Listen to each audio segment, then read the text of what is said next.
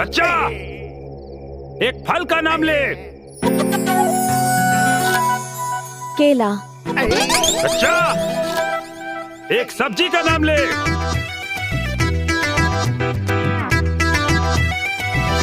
भंटा। ए बाबा, हम यहाँ फल और सब्जी खरीदे थोड़ी आयल बानी। ये सब छोड़ी ना, हमके तो बस ये बताई कि हमार ब्याह कब होई। हम कब से इंतजार करत आनी। बस बच्चा, एक आखिरी सवाल। बच्चा, एक जानवर के नाम बता। घोड़ा। शांत बेटा, शांत। बस बच्चा, तुम्हारा शादी का संयोग चरमरा गया है। मालिक की कृपा से इसी लगन में तुम्हारा निकाह होगा।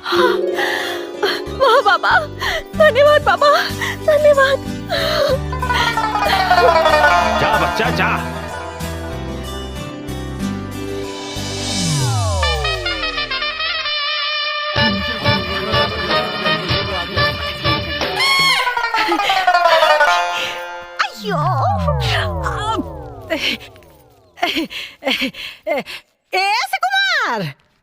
कुमार।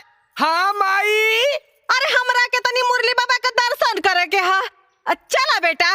माई, हम सुबह सुबह अंडा खा ले बानी, तो मंदिर कैसे जाई? एगो काम करा, नंदुआ के साथे जा। अच्छा, नंदुआ चल रहा ही चल। अरे माई, हम मंदिर नहीं जा सकत।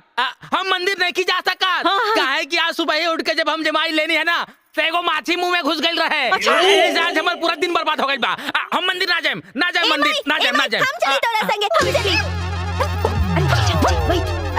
का बा क्यों? रउआ के तो दोनों बेटा भ्रष्ट हो गई ने। अगर रउआ भ्रष्ट ना होखी तो हमरा संगे मंदिर चलब। ठीक है, तो चल। पूरी। अरे हमरा के फटफटिया चलावे के ना आवेला, बुझलू?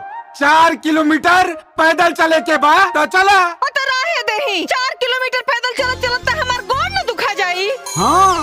आय भगवान, अगर आज हमार बाप हमरा के फटफटिया चलावे से खौले रहत त ई 3 गो मुस्टंडा बेटन के निहोरा ना करे के रही। अरे जौने मतारी के 3 गो मुस्टंडा बेटा होखे, ओकरे मतारी के कोई मंदिर भी ना ले जाता।